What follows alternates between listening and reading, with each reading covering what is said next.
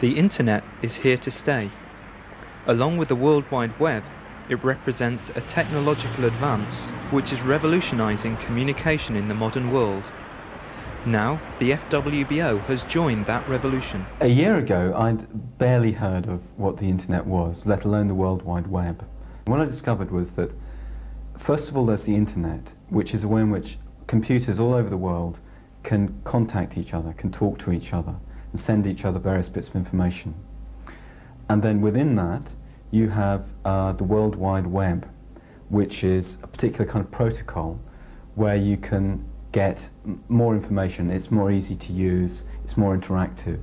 So what you can do, what I could do, is put information on my computer, as attractive as you like, and anyone, anywhere in the world, can find out about that information. So what I found out was, although my job is to communicate Buddhism through all sorts of media, actually we were quite a long way behind, because on the Internet already there's loads and loads of information about Buddhism, mainly coming from America. So if you run a search, this is the page you get. You know, so what have we got? We've got a general page about Buddhism, we've got a university course, we've got Mahayana Buddhism, we've got lots and lots of things, lots of organisations already putting their information out. There's a lot of interest in people who use the web on questions about the future of Western Buddhism. And the FWBO really does have a lot to say that isn't being said at the moment. So it's important that we get our message out there. So once we decided that we wanted to have an FWBO webpage, the next thing to do was to get some text about the FWBO, and mainly I used Vasantra's booklet about what is the FWBO, and cannibalized it and cannibalized all sorts of other things. And so what I put together is a very useful, hopefully, piece of information about every question you might want to ask about the FWBO. And then I tried to put it together in the kind of form that a web page needs to be in. I handed it over to Malcolm and Steve, and they did all sorts of clever things to it.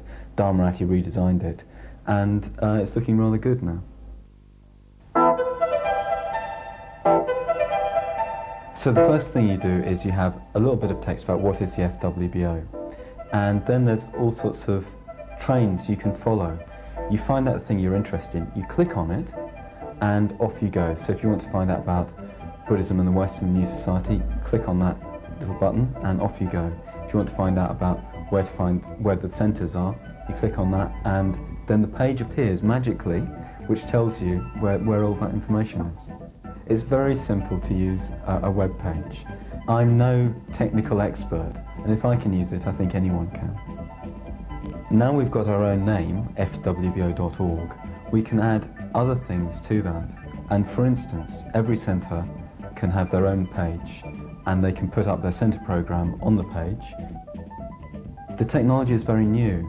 In a way, what we're doing is quite rudimentary, and we really have no idea where the Internet technology can go.